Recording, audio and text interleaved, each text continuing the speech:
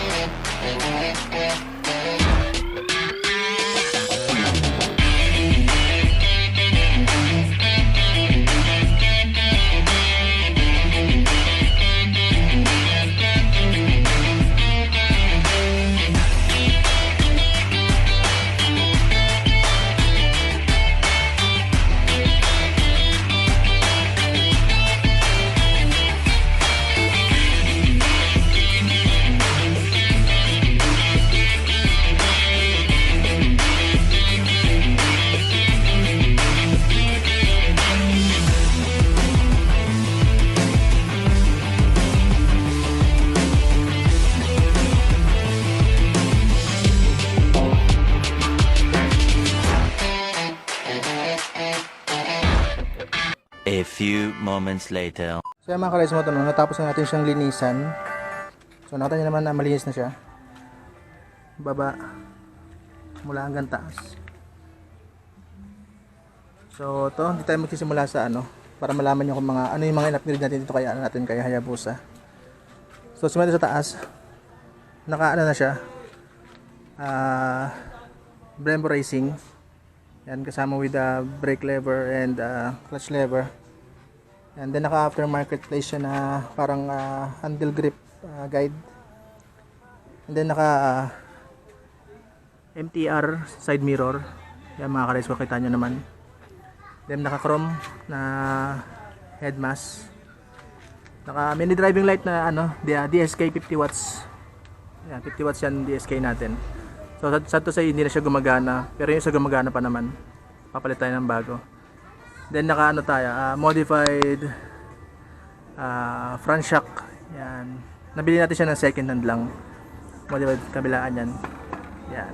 Single disc lang siya mga ka-rides mo to. Then naka siya, RCB brake disc. Yan. And then yung fender niya mga ka-rides mo to na ito pa rin yung stock.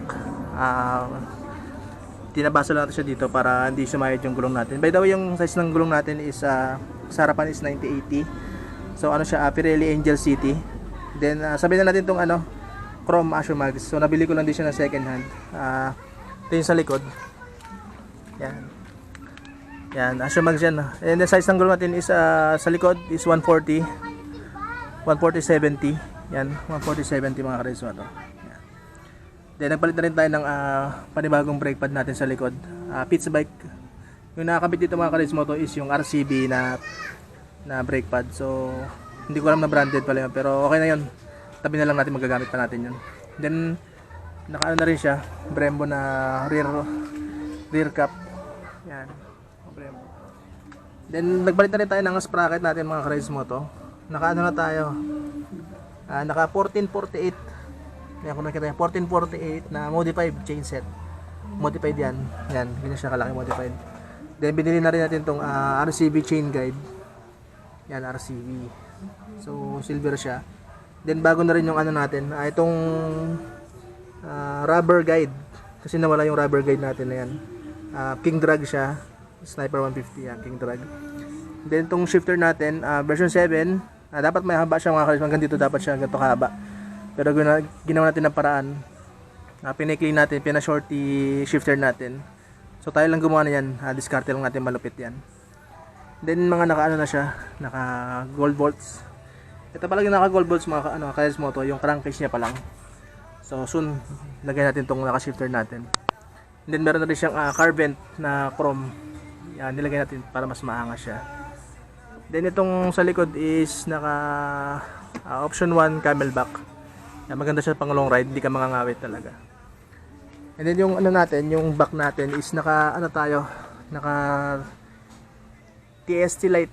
Yan, ano na rin yan, modified na rin yan mga ka-rides moto. So mamaya makikita nyo yan kapag pinagana natin. Dito tayo sa kabila. Yan.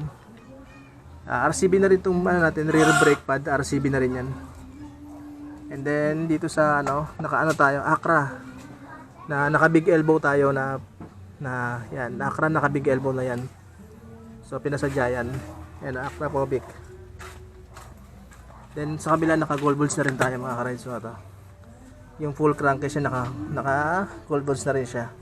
And then itong design natin na hose oil. Ewan ko ano tawag dito, hose oil yata tawag dito. And then ito mga ka-rides moto, itong decals niya is pinasadya natin. So by the way, gawa nito ni Decalicot Graphic. Yan, kung sa mga gusto magpagawa ng decals na malulupit, bisitahin nyo lang si Decalicot Graphic. Pero silang branch niyan sa may FCM, Pearl Drive. At meron din silang branch dun sa may Sangandaan. Search nyo lang mga ka-rides moto, Decalicot Graphic. Big shoutout sa Decalicot, napaka solid. Bali do yan, reflectorize. Yan, pinasadya ko yan. May nakalagay na Hayabusa. Yan. Then naka stainless balls na rin tayo dito sa taas. Yan, mga stainless yan. Then naka RCB tayo na handle grip. RCB yan. Dagdag ko pala mga ka-rides moto, naka Z-Pat park light na tayo. Then naka winglet. Yan.